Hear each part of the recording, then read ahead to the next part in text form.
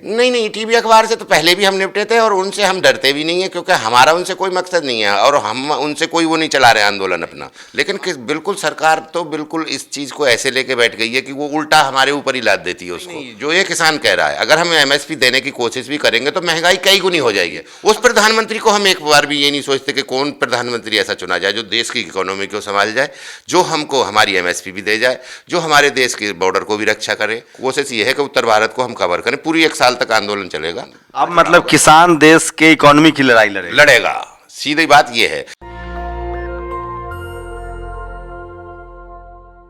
सोचिए कि किसानों को क्या धोखा हुआ, उनकी एमएसपी पर क्या हुआ, लखीमपुर पर क्या हुआ। क्या सरकार ने बिल वापस लेने की घोषणा की, लेकिन क्या उनकी मांगें मानी गई या उनको फंसा दिया गया है। मेरे साथ सिविल इंजीनियर हैं पेशे से, किसान परिवार से हैं, किसान भी हैं, चौधरी साहब मेरे साथ हैं। एक बार फिर से किसानों ने ऐलान किया है कि वो इस बार कश्मीर से किसान आंदोलन की शुरुआत करेंगे। सर पूरा पहले तो परिचय दीजिए ताकि लोगों को लग जाए कि हाँ आप किसान ही हैं। जी, मैं धर्मवीर चौधरी हूँ, अलीगढ़ से बिलोंग करता हूँ और किसान आंदोलन में 13 महीने अपना आपने देखा ही है। गाजीपुर अपने आंदोलन को वो किया है, मैंने प्रोटेस्ट किया है, लगातार वहीं रहे हैं। और हम ये कहना चाहते हैं कि जो सरकार ने जो अब हमारा कल पूरे 1 साल हुआ है, जो सरकार ने हमसे जो वादे करे थे, एमएसपी का कानून का गारंटी का कानून बना दिया जाएगा और ये सारे जो केस हैं वो विड्रॉल कर लिए जाएंगे, या फिर लखीमपुर खीरी में जो भी उसने किया था आशीष टैनी ने, जो भी उनकी कॉन्स्पिरेसी थी उसमें जो 120B की धारा लगनी थी वो भी नहीं लगाई गई है।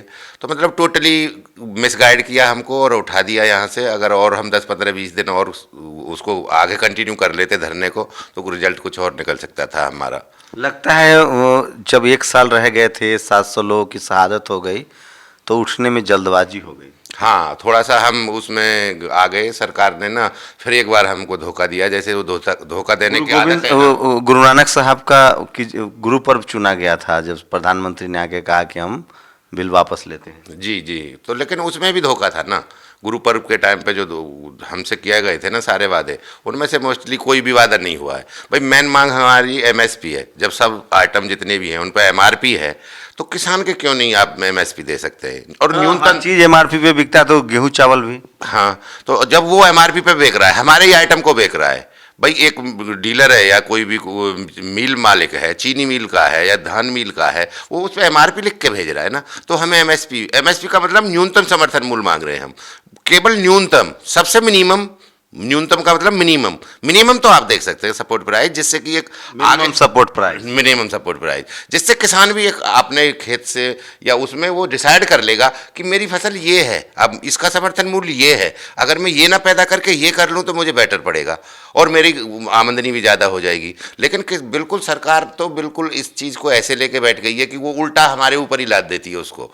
उस फैसले को ये सोचती है कि अगर हम एमएसपी मांग रहे हैं तो वो सोचते हैं कि लोगों को ये बरगला देती है, उसके जितने भी सांसद हैं या प्रवक्ता हैं, कि नहीं नहीं, जो ये किसान कह रहा है, अगर हम एमएसपी देने की कोशिश भी करेंगे तो महंगाई कई गुनी हो जाएगी। अगर आप महंगाई को उसके किसान के ऊपर उड़ा देते हैं, जिससे कि हमारा जैसे आम जनता को फेवर करना चाहिए वो और जनता को हमारे प्रति भड़काते हैं। अब आपने देख लिया जो हम बात कर रहे थे आज से 1 साल पहले, 2 साल पहले से जब धरने से लगाया था कि ये हर चीज़ पर टैक्स लेंगे। आज आपने देख लिया जो मट्ठा यूज़ भी नहीं होता है, जिनको हमारे पशु और वो वापस ही पी जाते हैं, गाय भैंस बछड़े जो हमारे गाँव में होता है, उस पर भी जीएसटी लगाया है इन्होंने। समझ रहे हैं? छाछ पे, वेस्ट पे, मट्ठा पे। तो आप ये उम्मीद कर सकते हैं, हमने बोला था कि आप हमारे साथ आ जाओ, आम जनता को हमने अवेयर किया था, रिक्वेस्ट की थी, लेकिन कोई जनता को इन्होंने मिसगाइड कर दिया था। आज वही जनता अब गेहूं को भी टैक्स में दे रही है ना, रोटी पे भी टैक्स लगेगा, ये बोला था ना हमने। तो अब आज आटे पे टैक्स आ गया कि नहीं आ गया, मक्खन पे आ गया कि नहीं है, मट्ठा पे आ गया कि नहीं। तो मतलब कोई भी चीज़ ऐसी नहीं छूटेगी जो ये सरकार ऐसी है कि ये टैक्स ना ले। तो अब क्या रणनीति है आगे आप लोग? हमारी रणनीति ये है, देखो सीधा हमारा एक और, हम इस चीज़ को ना, जो हमारा आंदोलन है इसमें हम और थोड़ा माइंड डाल रहे हैं और हम अब प्रेशर की या उस राजनीति को न करके इसमें माइंड डालने की कोशिश कर रहे हैं। माइंड मीन्स इनको हम वैसे दबाएं अपना, माइंड से दबाया जाए, माइंड गेम खेलना चाह रहे हैं। माइंड गेम का मतलब ये है कि हम देश की जनता को ये बोलेंगे कि भाई आप एक बात बताओ, कोई आदमी अपना सीए रख रहा है, अकाउंटेंट रख रहा है, कोई भी आदमी रख रहा है, वो उससे बेनिफिट ले रहा है तभी तो रख रहा है ना। हम देश में प्रधानमंत्री चुन रहे हैं, या हम अपने बच्चे की शादी कर रहे हैं, अपनी बहन की कर रहे हैं, या अपनी बेटी की करने जा रहे हैं, अपनी बुआ की करने जा रहे हैं, किसी की भी शादी करने जा रहे हैं, तो हम यही तो देखते हैं भाई कौन ज़्यादा कमाता है इनमें। मान लो 4 लड़के हैं तो हम डिसाइड तो यही करेंगे ना भाई बेटर कौन सा है, कौन सा कमा के देगा, कौन इसको खिलाएगा, कौन कैसे करेगा, परवरिश कैसे करेगा आगे, को हम फैमिली से अपना रिलेशन जोड़ रहे हैं तो। लेकिन हमारा क्या है कि जितना बड़ा पोस्ट है, जैसे प्रधानमंत्री है, उस प्रधानमंत्री को हम एक बार भी ये नहीं सोचते कि कौन प्रधानमंत्री ऐसा चुना जाए जो देश की इकोनॉमी को संभाल जाए, जो हमको हमारी एमएसपी भी दे जाए, जो हमारे देश के बॉर्डर को भी रक्षा करे, जो हमारे जितने इंटरनल इशूज हैं। मोदी जी तो अच्छा काम कर रहे हैं। नहीं, वो नहीं है, आप समझ नहीं रहे। देश में एक ब्रिटेन की संस्था है, 15 अगस्त को जब मोदी जी लाल किले से बोल रहे थे तो उसका भी न्यूज़ छपी हुई है, दैनिक जागरण है, 15 अगस्त का, आप निकाल लेना, आपके व्हाट्सएप पे भी आ जाएगा। उसमें लिखा गया है देश में 82 लाख करोड़ की चोरी होती है हर साल, 82, जबकि देश का बजट कुल 35 लाख करोड़ का केंद्र का।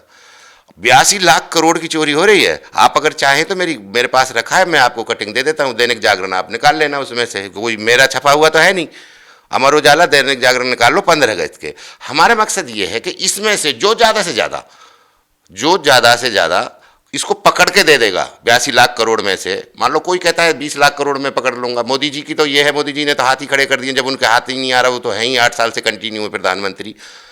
राहुल जी हैं, केजरीवाल जी हैं, अखिलेश जी हैं, ममता बनर्जी है, कोई भी है, उससे हम ये कहेंगे हमारे मंच पे आ जाओ और हमें बताया जाओ कि कौन इसमें से देगा, 82 लाख करोड़ों में से कौन ज़्यादा पैसे कमा के देगा, उसी का हम।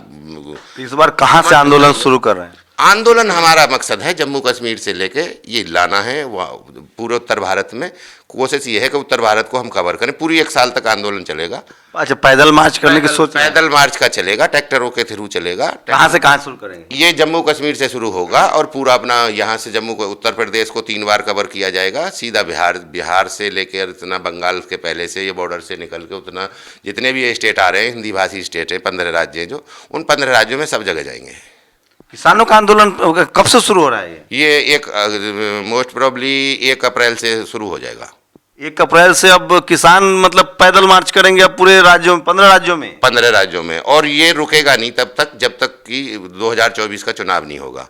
सीधी मांग हमारी ये है भाई, हमें एमएसपी की गारंटी दो और देश को। कांग्रेस वाले तो नहीं बढ़ा चढ़ा रहे हैं आप लोग को?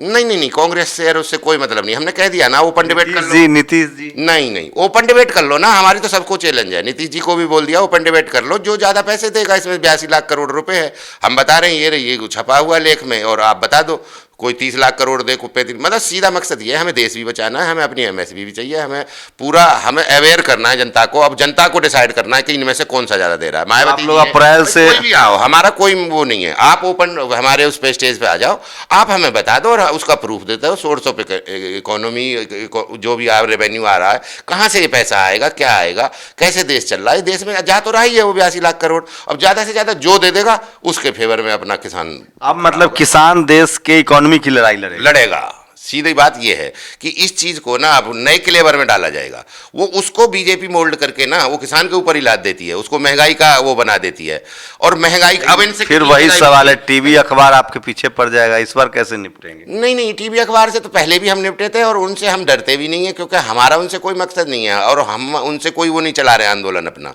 हमारा आंदोलन तो ऑटोमेटिकली यूट्यूबर्स हैं और हैं, सारे मोबाइल हैं, सबके पास सुविधा है, अब उनसे टीवी चैनल वाले हैं, वो तो गोदी मीडिया है, उसको कोई हम ज्यादा वो। तो आप लोग इस बार जम्मू कश्मीर से आंदोलन शुरू करेंगे 15 राज्यों में? 15 राज्यों में शुरू करेंगे अप्रैल में मोस्ट प्रोबेबली। डेट फिक्स नहीं हुआ है? डेट फिक्स नहीं हुआ है, पूरी मीटिंग चल रही है, थोड़ा सा वो चल रहा है, सारे जितने भी हमारे एसकेएम हैं उसमें वो बनाया जा रहा है, आपस में ना एक कन्वेनर बनाया जाएगा। हाँ, कन्वेनर नियुक्त किया जाएगा कोई भी, और कन्वेंस करके। किसानों ने अब तय किया है कि चूंकि उनकी मांगे नहीं मानी गई है एमएसपी पर, और तो वो मोस्ट प्रोबेबली कि अगले 2023 में किसान जो है वो जम्मू कश्मीर से पैदल मार्च शुरू करेंगे, और शुरुआती जो जानकारी मिल रही है कि 15 राज्यों में उनका ये मार्च होगा।